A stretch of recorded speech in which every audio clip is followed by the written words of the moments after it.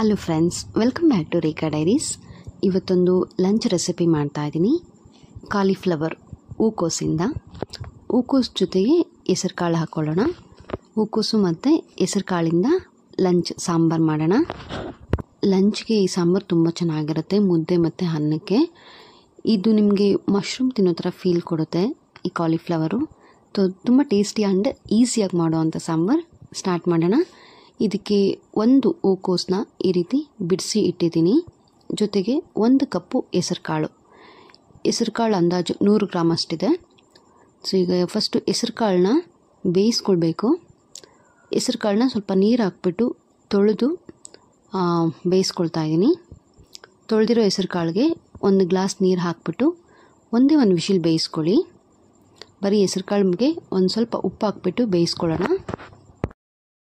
ಹೆಸರು ಕಾಳು ಬೇಯಿಸ್ಕೊಳ್ಳೋಕ್ಕೆ ಅರ್ಧ ಸ್ಪೂನ್ ಉಪ್ಪು ಹಾಕ್ಕೊಳ್ತಾ ಇದ್ದೀನಿ. ಇದು 1 ವಿಷಿಲ್ ಕುಕ್ ಆಗಲಿ. ಅಷ್ಟೊತ್ತಿಗೆ ಕಾಲಿಫ್ಲವರ್ ಎಲ್ಲ ಬಿಡಿಸಿಟ್ಟಿದ್ದೀವಲ್ಲ ಹೂಕೋಸು, ಇದನ್ನು ಬಿಸಿ ನೀರಲ್ಲಿ ಹಾಕಿ ಇದಕ್ಕೆ ಅರ್ಧ ಸ್ಪೂನ್ ಪೌಡರ್ ಸಾಲ್ಟ್ ಹಾಕ್ಬಿಡಿ.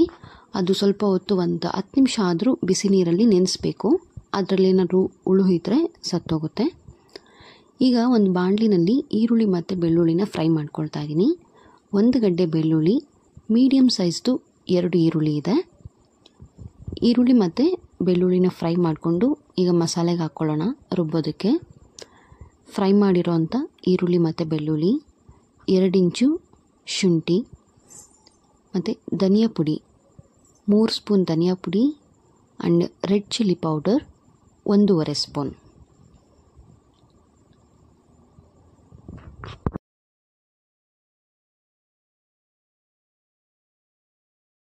ಚಕ್ಕೆ ಮತ್ತು ಲವಂಗ ಹಾಕ್ಕೊಳ್ತಾ ಇದ್ದೀನಿ. 4 ಲವಂಗ, 2 ಪೀಸು ಚಕ್ಕೆ, 2 ಇಂಚು ಚಕ್ಕೆ ಮತ್ತು ಲವಂಗನ ಸ್ವಲ್ಪ ಪೌಡರ್ ಮಾಡಿ ಹಾಕ್ಕೊಳ್ತಾ ಇದ್ದೀನಿ. ಇದ್ರ ಜೊತೆಗೆ ಸ್ವಲ್ಪ ಕೊತ್ತಂಬರಿ, ಸ್ವಲ್ಪ ಪುದೀನ ಸೊಪ್ಪು. ಇದಿಷ್ಟು ಹಾಕಿದ ಮೇಲೆ ಇದಕ್ಕೆ ಒಂದು ಅರ್ಧ ಗ್ಲಾಸ್ ನೀರು ಹಾಕ್ಬಿಟ್ಟು ನುಣ್ಣಗೆ ಪೇಸ್ಟ್ ಮಾಡ್ಕೊಳ್ಳಿ. ನೋಡಿ, ಮಸಾಲೆ ರೆಡಿ ಆಗಿದೆ. ಈಗ ಈರುಳ್ಳಿ ಫ್ರೈ ಮಾಡಿರಲ್ಲ ಅದೇ ಬಾಣಲಿನಲ್ಲಿ ಒಗ್ಗರಣೆ ಹಾಕ್ಕೊಳ್ತಾ ಇದ್ದೀನಿ. ಬಾಣಲಿಗೆ 2 ಸ್ಪೂನ್ ಆಯಿಲ್ ಹಾಕಿದ್ದೀನಿ.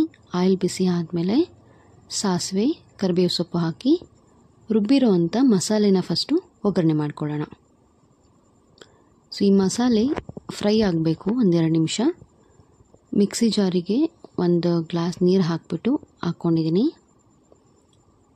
ನೋಡಿ, ಮಸಾಲೆ ಫಸ್ಟು ಚೆನ್ನಾಗಿ ಕುದಿಬೇಕು. ಆಮೇಲೆ ನೀವು ಇದಕ್ಕೆ ಕಾಳು ಮತ್ತು ಕೋಸು ಎಲ್ಲ ಹಾಕಿದ್ರೆ ಸಾಂಬಾರು ಟೇಸ್ಟ್ ಚೆನ್ನಾಗಿರುತ್ತೆ. ಹಸಿ ಮಸಾಲೆಗೇ ಹಾಕಬೇಡಿ.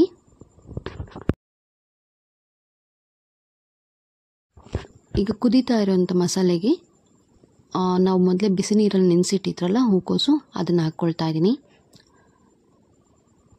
ಈಗ ನೋಡಿ, ಹೆಸರು ಕಾಳು ಕೂಡ 1 ವಿಷಿಲ್ ಬೆಂದಾಗಿದೆ.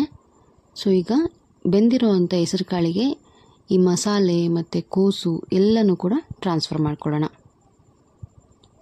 ಸೊ ಈಗೆಲ್ಲ ಕುಕ್ಕರ್ಗೆ ಟ್ರಾನ್ಸ್ಫರ್ ಮಾಡ್ಕೊತಾ ಇದ್ದೀನಿ.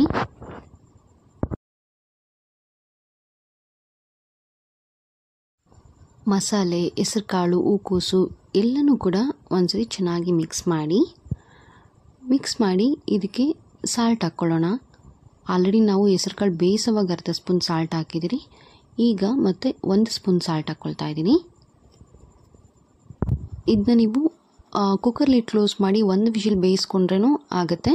ಅಥವಾ ಹೀಗೆ ಲಿಡ್ ಓಪನ್ ಮಾಡಿ ಒಂದು 5 ಮಿನಿಟ್ಸ್ ಇದೇ ಥರ ಕುದಿಯೋಕ್ಕೆ ಬಿಟ್ರೂ ಬೇಗನೆ ಕಾಲಿಫ್ಲವರ್ ಬೆಂದ್ಬಿಡುತ್ತೆ. ನಾನು ವಿಷಿಲ್ ಕೂಗಿಸಿಲ್ಲ, ಓಪನ್ ಪ್ಯಾನಲ್ಲೇ ಬೇಯಿಸಿದ್ದೀನಿ. 5 ಮಿನಿಟ್ಸ್ ಬೇಯಿಸಿದ್ದೀನಿ. ಈಗ ಆಲ್ರೆಡಿ ಕಾಲಿಫ್ಲವರ್ ಬೆಂದಿದೆ.